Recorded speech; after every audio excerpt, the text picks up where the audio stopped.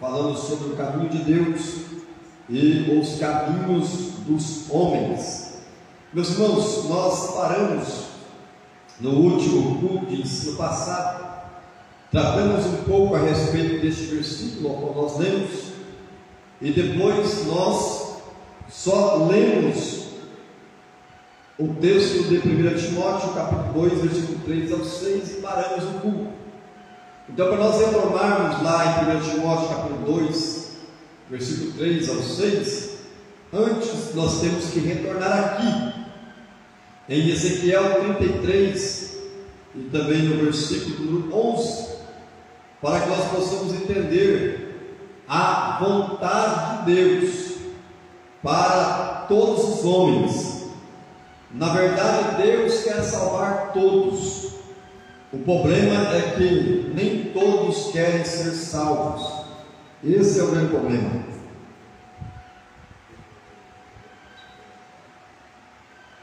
A Bíblia diz então em Ezequiel 33, 11: diz-lhes: vivo eu, diz o Senhor Jeová, que não tenho prazer na morte do ímpio, mas em que o ímpio se converta do seu caminho e viva.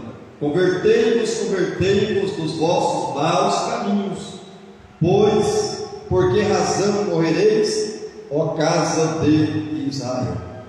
Então nós vemos aqui, meus irmãos, Deus transmitindo a sua palavra para o profeta Ezequiel, falando que ele, Deus, não tem prazer na morte do ímpio.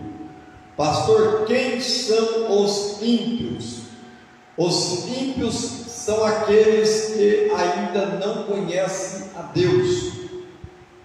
Conhecido também numa linguagem bíblica, são os gentios, aqueles que não têm o conhecimento, não entregaram sua vida para Jesus, para se tornar a igreja do Senhor, são os ímpios. Pastor, quem mais são os ímpios? Os ímpios são aqueles também que conhecem a palavra, mas não vivem a palavra, e ficam vivendo a vida nas práticas dos mundanos, dos gentios. São conhecidos também biblicamente como ímpios, ou desviados, que se desviaram do caminho correto do Senhor. Então Deus não tem prazer na morte do ímpio. Deus não tem prazer na morte daquele que se desvia do seu caminho, daquele que se desvia da sua vontade. Tem muita gente que pensa que Deus se agrada quando morre alguém que não o conhece ou alguém que o rejeita. Não, Deus não se agrada, Deus não tem prazer na morte do ímpio. A vontade de Deus para toda a humanidade é que toda a humanidade viesse se converter, ou seja, que toda a humanidade viesse a tomar uma nova rota, uma nova conduta diante do Senhor. Esse aí é a razão da palavra conversão, ou se converter do caminho errado que estava percorrendo. E Deus vai falar aqui, a vontade dele é que essa humanidade se convertesse dos seus maus caminhos. Aqui Deus não está falando daqueles que estão andando, fazendo a vontade de Deus, andando no caminho bom do Senhor. Deus está falando daqueles que estão vivendo em caminhos maus, que a vontade de Deus é que estes viessem a se converter, tomar uma nova rota de vida. Então vamos para 1 Timóteo. 1 Timóteo capítulo 2, versículo 3 ao 6. Estou mostrando aqui no Velho Testamento. Nós vamos lá então para 1 Timóteo. Os irmãos ver o que Paulo fala para Timóteo a respeito deste mesmo assunto. 1 Timóteo capítulo 2, versículo 3 ao 6, nos diz assim: quem encontrou, quiser ler, leia em voz audível, em nome de Jesus. Porque isto é bom e agradável diante de Deus, nosso Salvador, que quer que todos os homens se salvem e venham ao conhecimento da verdade.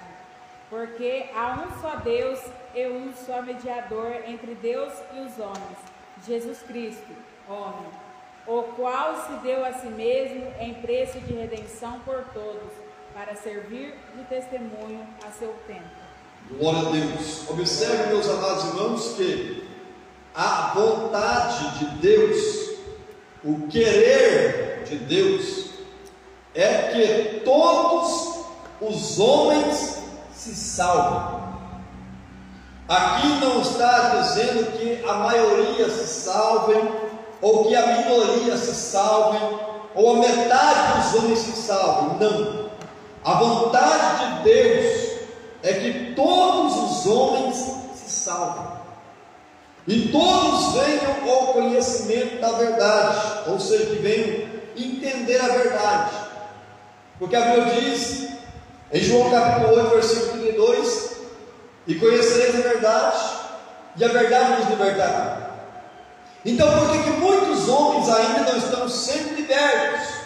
É porque até hoje não conhecem a verdade, não chegaram ao conhecimento dessa verdade. Eu e você, um dia Deus abriu o nosso entendimento e nós chegamos à compreensão da verdade, e é por isso que a cada dia nós estamos se libertando das coisas más, das coisas que não agradam a Deus, das coisas pecaminosas, do pecado que tão de perto nos rodeia, porque um dia nós chegamos ao conhecimento da verdade.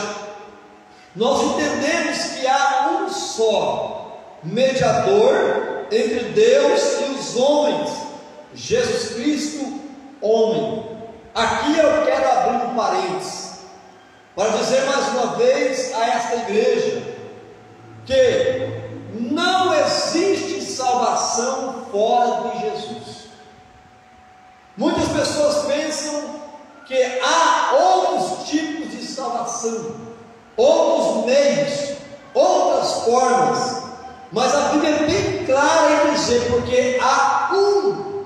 Aqui não está escrito porque há uns, não está no plural, está no singular.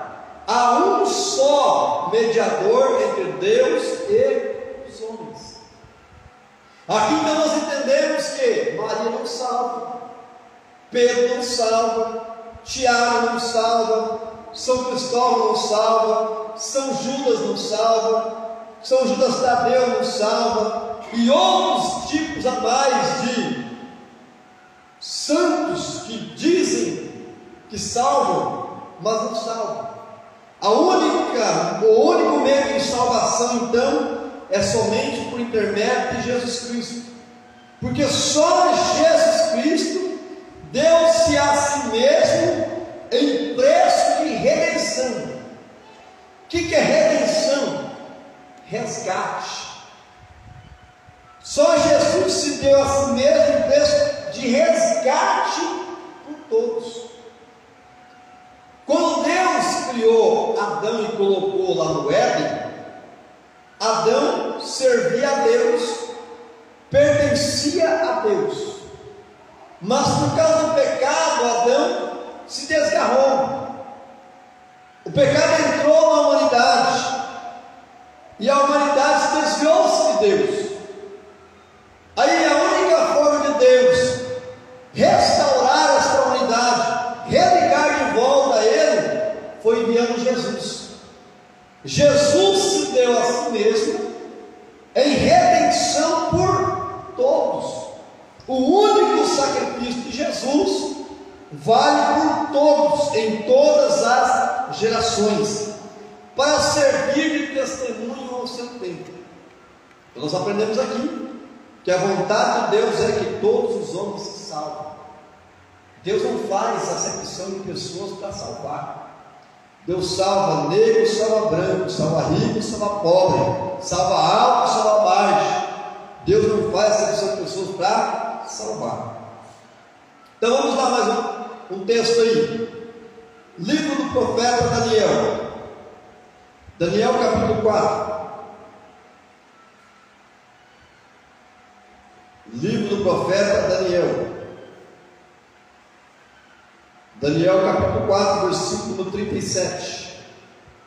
Daniel 4, 37 está escrito assim: agora, pois, eu, Nabucodonosor, louvo e exalço e glorifico ao Rei dos céus, porque todas as suas obras são verdades, e os seus caminhos, juízo, e pode humilhar aos que andam na soberba. Essa frase que Nabucodonosor falou foi depois de Deus o ter abatido, de Deus o ter humilhado. Se você conferir um pouquinho mais atrás, no versículo 30 de Daniel capítulo 4, o rei, uma certa feita, chegou a dizer: não é esta a grande Babilônia que eu edifiquei para a casa real, com a força do meu poder e para a glória da minha magnificência? Ali Nabucodonosor estava se exaltando. E meus irmãos, vou dizer um negócio para nós: todos nós, quando se exaltamos, Deus já está preparando-nos a bater. Quando Nabucodonosor se exaltou na presença de Deus, a Bíblia diz que ele ainda estava a falar as palavras da sua boca, saiu a voz do céu e dizia: ó rei Nabucodonosor, passou de ti o teu reino. E você conhece muito bem a história, que Deus fez Nabucodonosor comer capim durante 7 anos, conforme o que está escrito aqui na palavra de Deus. O que eu quero mostrar aqui aos irmãos é que Deus conhece todos os nossos caminhos, e nós, em momento nenhum, podemos nos exaltar. Muito pelo contrário, nós temos sempre que se manter humildes na presença de Deus, para que Deus venha nos exaltar. Aí você pode ver que Deus fez isso com Nabucodonosor, e Deus já tinha dado essa mesma ordem para seu povo lá atrás, em Deuteronômio capítulo 8, versículo 17 e 18. Vamos abrir um pouquinho lá rapidinho.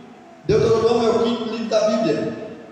Deuteronômio capítulo 8, versículo 17 e 18. Olha só o que Deus disse para o seu povo, antes de Deus abençoar o teu povo, o povo que ele tinha tirado da terra da escravidão.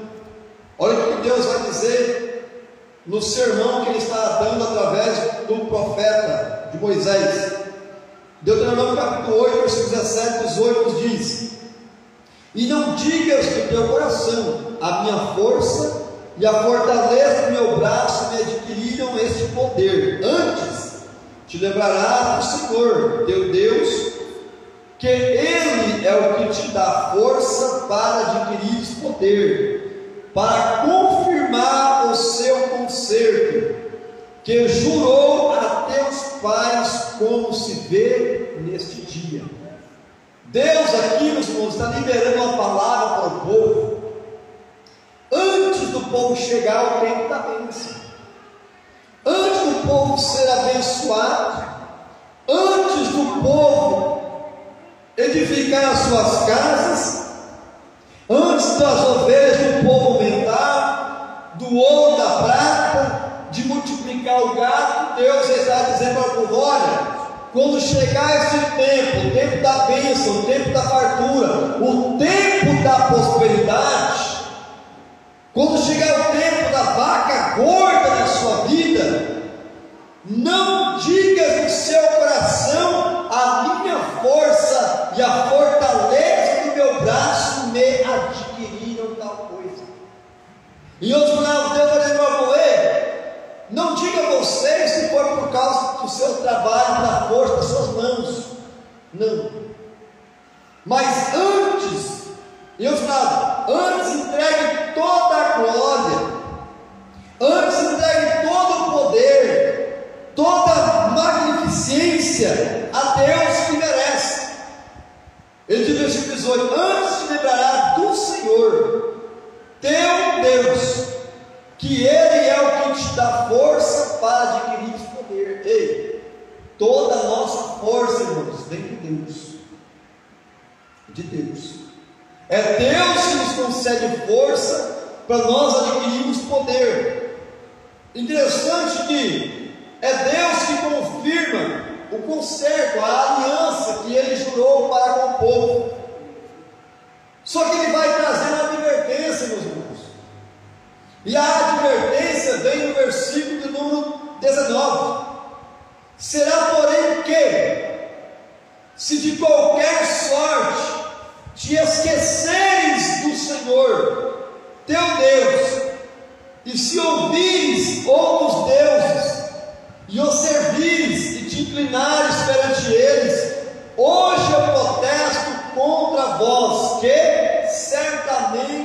perecereis. Deus está dizendo para o povo: olha, quando chegar o tempo da bênção, o tempo da fartura, não se esqueça de Deus. Quando chegar o tempo da fartura, da prosperidade, não se esqueça do Senhor. Porque se vocês se esquecerem, se vocês se afastarem dos caminhos do Senhor e servirem a outros deuses, inclinar perante eles, certamente vocês perecerão. Aqui Deus está mostrando o perigo da pessoa se desviar no momento da bonança, porque há dois extremos perigosos, irmãos. É o tempo da escassez extrema e é o tempo da bonança. Você pode ver que no tempo da escassez extrema nós temos que tomar cuidado para nós não murmurarmos contra Deus do momento que nós estamos vivendo. E no tempo da bonança nós temos que tomar cuidado para nós não se esquecermos de Deus e virarmos as costas para Ele. Por quê? Porque Deus conhece o caminho dos homens. Interessante que a palavra nos diz aqui que não digas no seu coração, além de conhecer o caminho dos homens externo, Deus também conhece todo o caminho interno de cada um de nós, do nosso coração e também dos nossos sentimentos. Vamos para Salmos, na metade da Bíblia. Salmo 128. É um salmo muito lido na igreja, principalmente nos cultos da família. Mas aqui tem um segredo para nós compartilharmos nessa noite, dentro da temática sobre o caminho de Deus e os caminhos dos homens. Salmo 128, verso 1 e verso 2. Quem encontrou, leia também em nome de Jesus em voz audível. Bem-aventurado aquele que teme ao Senhor e anda nos seus caminhos, pois comerá do trabalho das tuas mãos, feliz será o tirar dele. Glória a Deus. Olha aqui, meus irmãos, antes de vir a felicidade, antes de vir somente o bem para a vida do indivíduo, observe que o versículo começa: bem-aventurado aquele que teme ao Senhor. Primeira coisa que eu quero mostrar para os irmãos, por que a Bíblia está dizendo aquele? Bem-aventurado aquele. É a mesma coisa aqui, ó, de ser um indicativo aqui, ó. Bem-aventurado aquele. Deus está indicando alguém, aquele. Por quê? Porque não são todos que temem ao Senhor. A Bíblia chega a dizer que o temor do Senhor é o princípio da sabedoria. Você sabe o que nos faz andarmos na obediência a Deus? É o temor. A pessoa que não teme ao Senhor vive a vida como se nada tivesse acontecendo, como se nada fosse errado, como se nada fosse mal, como se não houvesse um juízo, como se Deus não estivesse vendo tudo. Mas a pessoa que teme ao Senhor e anda nos seus caminhos, olha que é uma junção. Ninguém consegue andar no caminho do Senhor sem temer primeiro. Ninguém consegue. Para andar no caminho do Senhor, primeiro tem que temer a Ele, tem que reverenciá-lo, tem que obedecê-lo. Aí o verso 2 diz assim: pois comerás o trabalho das tuas mãos. Isso aqui é promessa. Para quem, pastor? Para quem teme ao Senhor. Comerás o trabalho da sua mão. Eu falo, você não vai precisar que alguém te dê alguma coisa.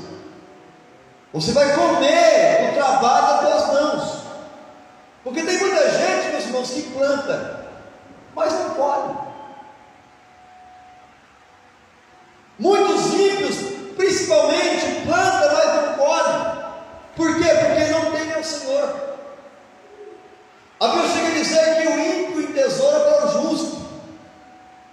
Então, pois comerás o trabalho de tuas mãos, vírgula, feliz será e te irá bem.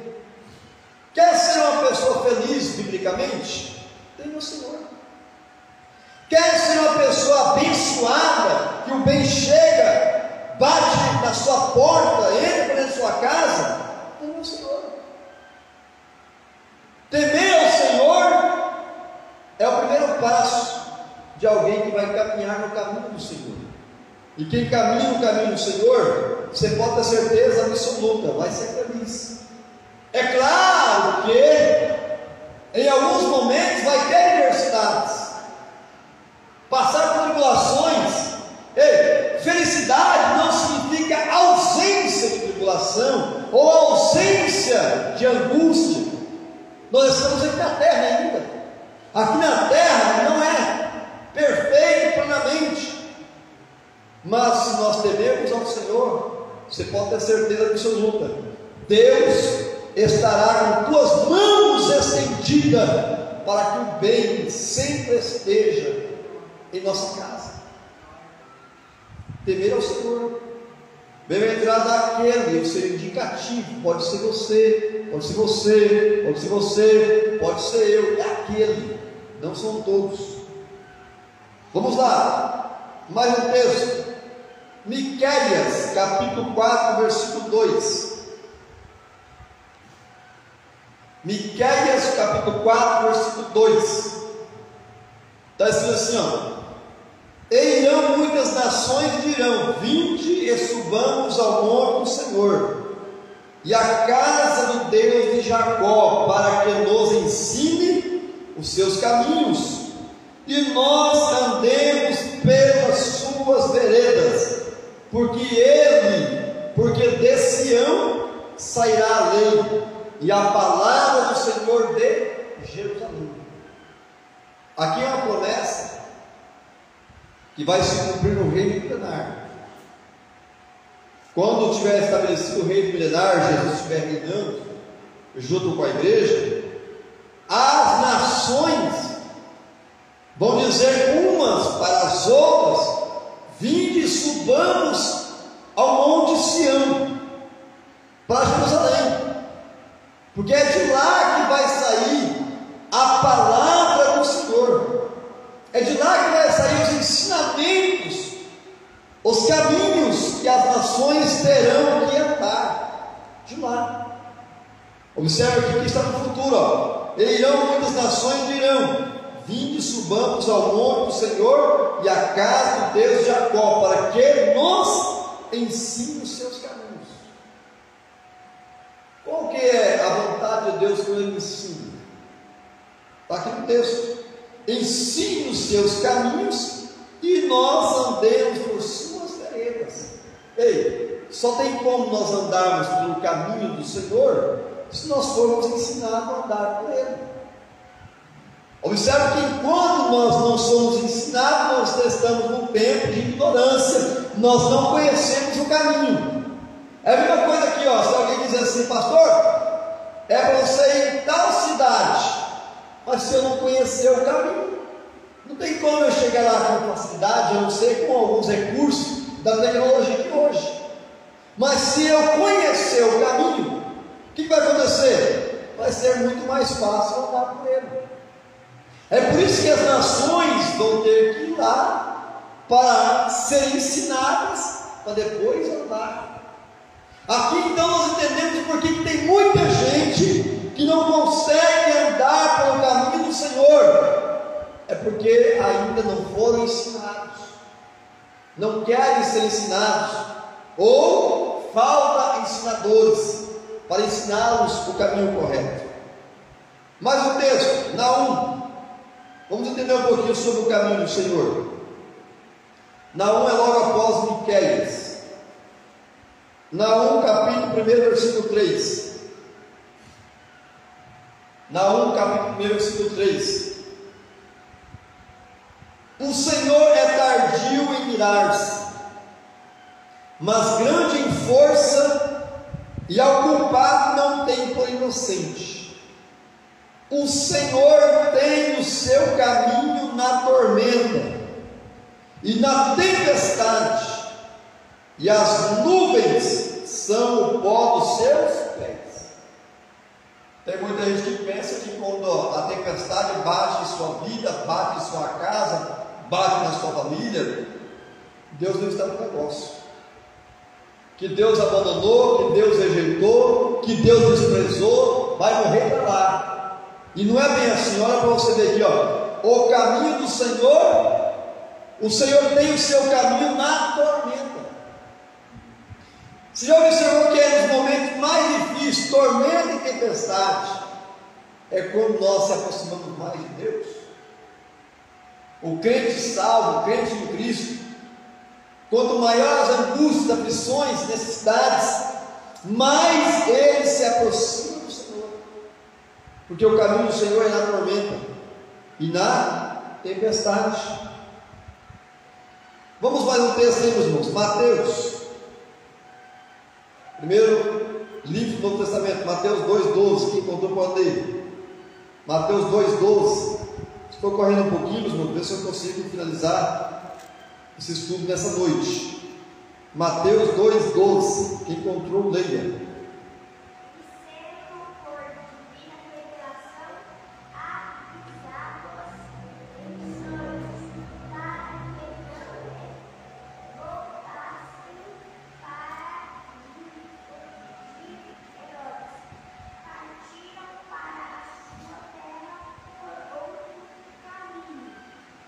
Olha alguns detalhes aqui deste versículo.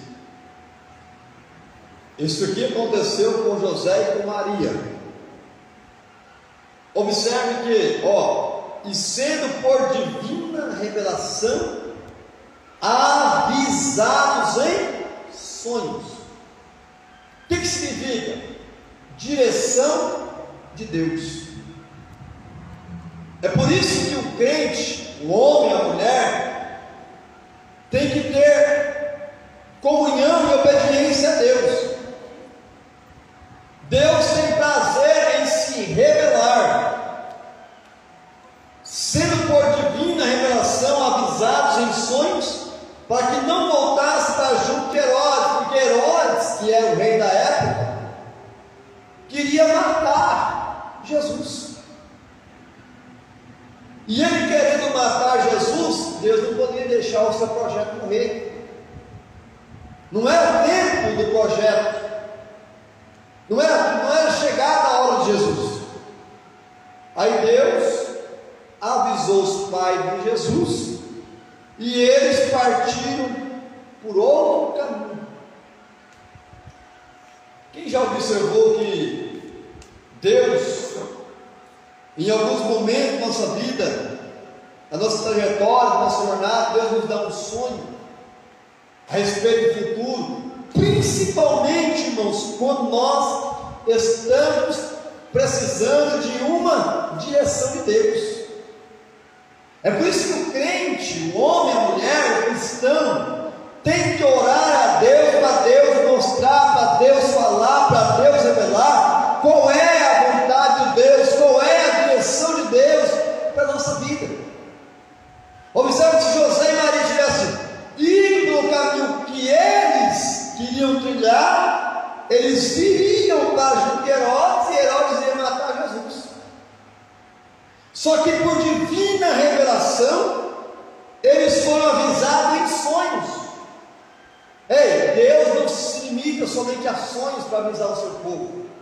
Deus pode dar um sonho, Deus pode dar uma visão, Deus pode usar alguém em profecia, Deus pode usar alguém em revelação, Deus pode criar situações para nos mostrar qual é a sua vontade, qual é a sua direção. Pastor, então qual é o conselho que o Senhor tem para nos dar nessa noite?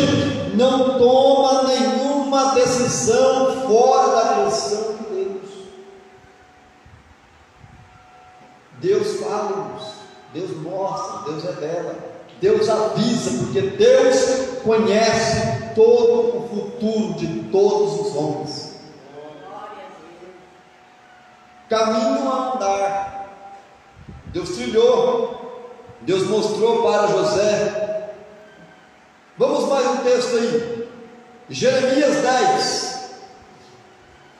Voltemos novamente, o Antigo Testamento, depois de Isaías é Jeremias.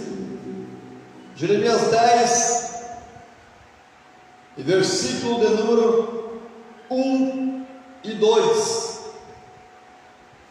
Vamos ler também o 3, para ficar melhor a compreensão. Ouve a palavra que o Senhor vos fala a vós, ó casa de Israel. Deus está falando para quem aqui, meus irmãos? Para o ímpio ou para o seu povo? O seu povo.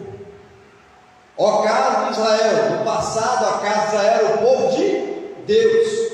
Hoje quem é o povo de Deus? A igreja. Então vamos simplesmente transliterar aí, ó. Ouve para nós, igreja.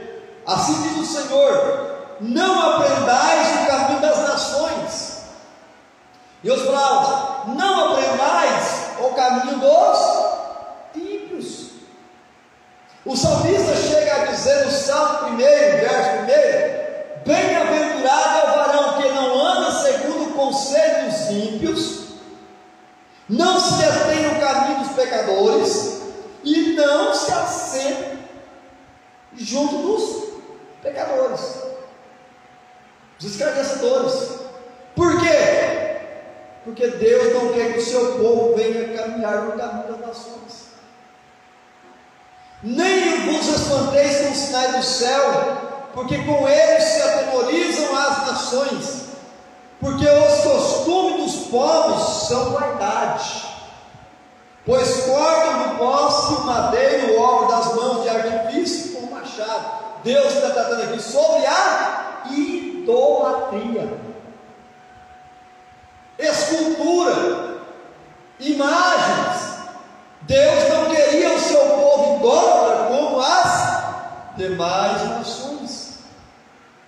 Deus não queria que o seu povo viesse adorar a outros deuses, a não ser adorar somente ao Senhor, o único Deus. Então, trazendo para o contexto de hoje, Deus não quer que nós venhamos aprender o costume dos gentios, costume mundano. Deus quer que nós venhamos aprender do Senhor, para que assim possamos estar sempre andando na direção correta. Vamos mais um texto aí, Jeremias ainda, 32:19. Quem encontrou, leia um pouquinho mais à frente, Jeremias 32:19.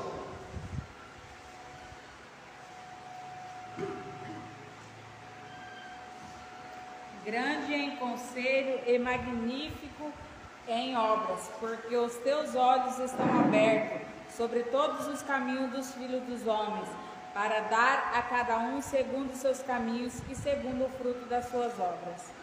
Deixa eu trazer mais claro aqui um assunto, para nós compreendermos melhor.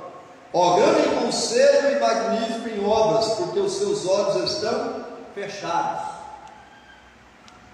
Quem está com o olho fechado enxerga? Fecha o seu olho aí. Você está conseguindo enxergar uma coisa? Você consegue enxergar o que está na sua volta, o que está na sua frente?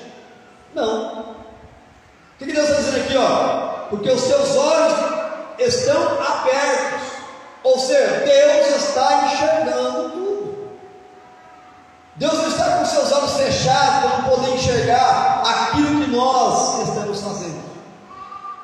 Deus está com os seus olhos abertos, contemplando tudo. Para quê? Para dar a cada um conforme os seus caminhos, para retribuir a cada um conforme o fruto das suas obras, o fruto do seu trabalho, o fruto das suas atitudes, o fruto da sua vida que você está levando nesse exato momento. Deus está trazendo ao meu entendimento que Deus está a par de tudo que nós estamos fazendo em todas as horas, momentos, segundos, seja de dia, seja de noite, de manhã, à tarde, de madrugada. Deus está com seus olhos abertos. E tem um segredo: Deus não dorme e nem tosqueneja, não sente cansaço, não sente fadiga, não vai descansar. Ele sempre está 24 horas do dia com seus olhos abertos, contemplando tudo que os homens estão fazendo. Quando eu falo contemplando tudo, uma das características de Deus é que Ele é onipresente. O que é isso? Está presente em todos os lugares ao mesmo tempo.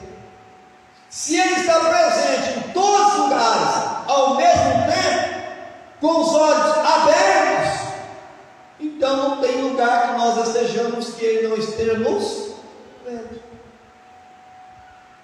Aonde formos, Ele está nos contemplando. Mas o texto, meus irmãos, Mateus 22:16. Vamos lá, Evangelho segundo escreveu Mateus. Mateus 22:16.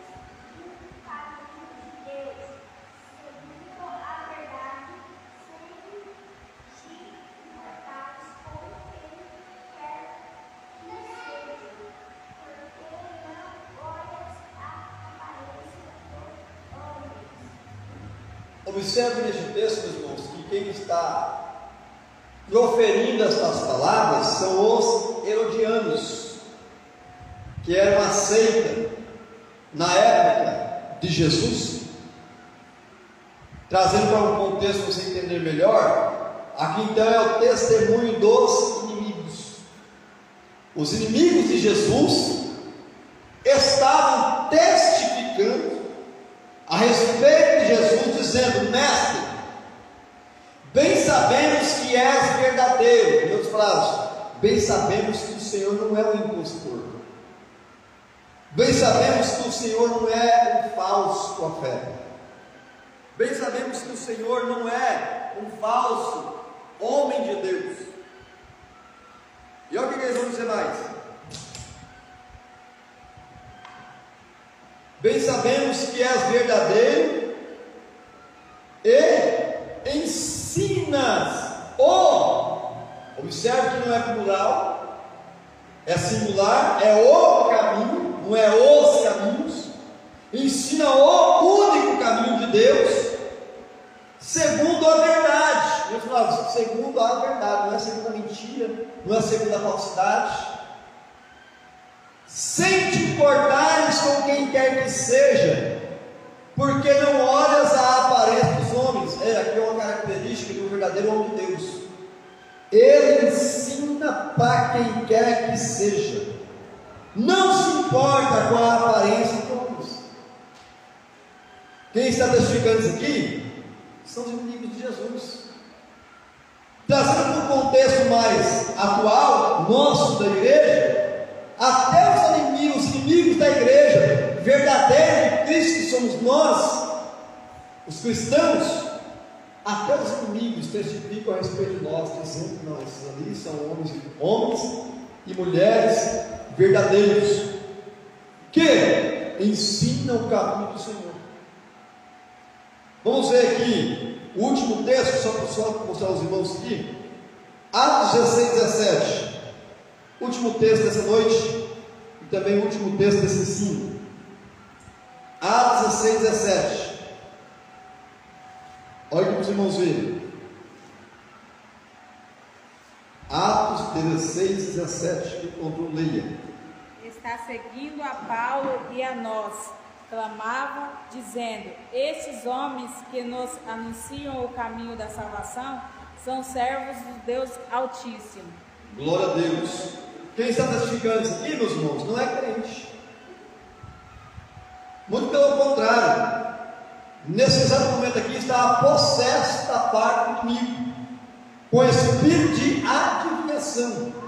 Atos 16, 17. E seguindo a Paulo e a nós, estava dizendo: estes homens que nos anunciam o caminho da salvação. Está falando a respeito de Paulo e dos seus companheiros. Ou seja, os próprios inimigos testificam quem são e quem não são, quem é e quem não é, quem serve e quem não serve. Anuncia o caminho, olha aqui de novo, o caminho, não é os caminhos, a Bíblia não se contradiz. O caminho da salvação, são servos do Deus Altíssimo. Então os elogiantes disseram que Jesus era verdadeiro, servo de Deus, autêntico. E agora aqui, a jovem possessa do espírito de adivinhação também estava testificando que Paulo e os seus companheiros eram servos do Deus Altíssimo. Deixa eu dizer um negócio aqui para nós nessa noite, para deixar o nosso coração mais em paz. Independentemente das circunstâncias que nós estamos vivendo ou passando, o importante é nós conseguirmos seguir a Deus com fidelidade, servir ao Senhor com fidelidade. Por quê? Porque todos aqueles que estão em nossa volta, sejam amigos ou inimigos, testificam da nossa fé, testificam da nossa vida.